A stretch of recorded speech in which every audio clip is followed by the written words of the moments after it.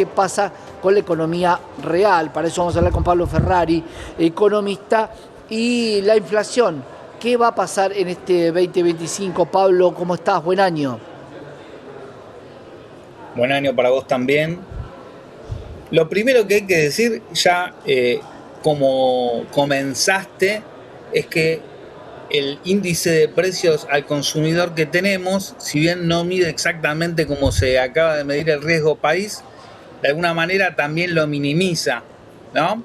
Estaría bueno que fuese real tanto este riesgo país como este IPC, pero no es así. No obstante, lo que uno advierte que al disminuir el riesgo país, al el gobierno dar señales de que tiene el dinero para abonar los próximos vencimientos de estos bonos, va generando condiciones para volver al mercado de deuda, algo que ansía el ministro de Economía, y que de alguna manera eso permitiría, al fin y al cabo, con un ingreso de dólares, no sabemos cuántos, más, según declaraciones del ex director del FMI, Loser, Uh-huh. entre este mes y el otro habría un acuerdo, aunque no de la magnitud en términos de fondos frescos que el gobierno quiere,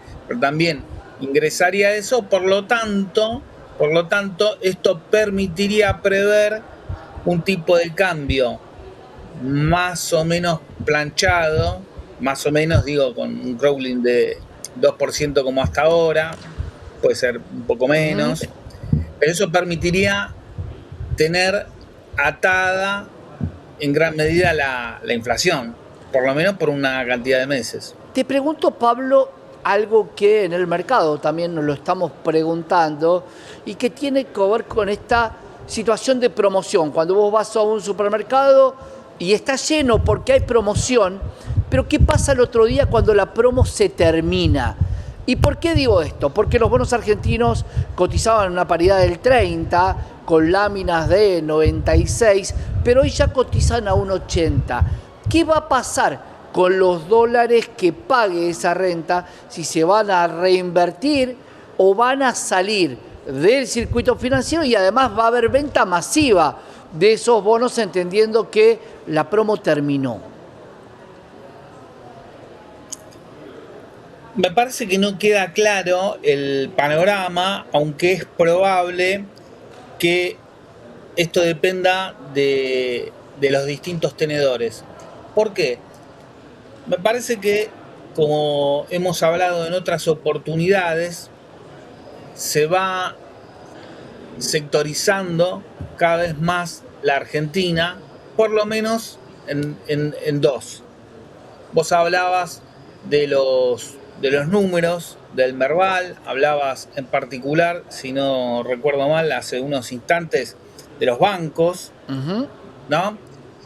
Y otro tema fundamental es el sector energético, que, como sabemos, puede llegar en el futuro incluso a desplazar al que históricamente ha sido el sector proveedor de divisas en nuestro país, el sector agropecuario.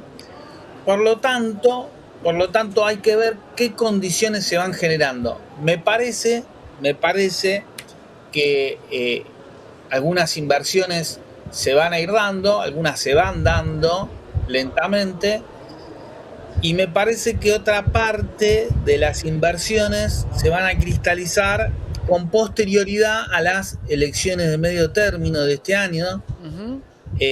Un panorama más o menos difuso, porque va a haber elecciones nacionales de una manera, en la mayor parte de los distritos, por lo menos por lo que se sabe, van a estar desdobladas, desfasadas en el tiempo, pero probablemente, si le permite al gobierno mostrar una afirmación en cuanto a su consideración popular, se avancen en otros terrenos. Claro.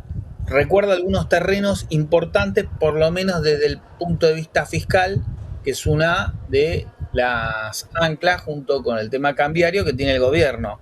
Se está hablando de una reforma jubilatoria más o menos de envergadura, ¿no?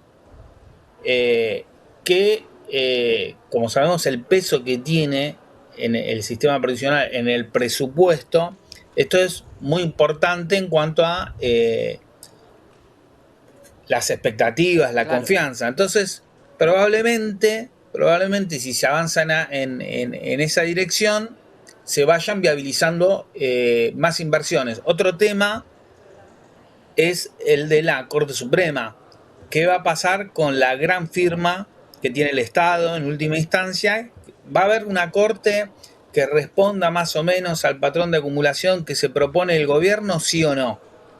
Claro. En el caso de que la haya, esto, por supuesto, va a generar mejores expectativas para este tipo de inversiones, lo cual no quiere decir que redunde en un bienestar para la mayoría. Ahí te pregunto, Pablo, hay algunos sectores que estaban en el banquito esperando y la paciencia parece que se empieza a agotar. Van a empezar a tocar la puerta del campo y el turismo, entendiendo que el año pasado el turismo tuvo uno de sus peores años porque, claro, en el medio de la incertidumbre, de una posible hiperinflación, de una situación económica tensa, poca gente se fue de vacaciones y este año mucha gente, pero no en nuestro país. Se está levantando el turismo y el campo para decir, bueno, fuimos pacientes, pero ahora queremos respuestas. Me parece que el turismo va a quedar muy complicado después de este verano, porque ¿cómo funciona este modelo de negocios? En gran medida funciona con ingresos en la temporada de verano, hablemos de la costa atlántica, sobre todo. Entonces, probablemente, si vamos a una caída casi histórica, se empiece a hablar de otra manera con posterioridad a la temporada. De hecho, Daniel Scioli creo que pidió extender el regreso del estudiantado en la ciudad de... Había un mantener el fondo sobre el turismo.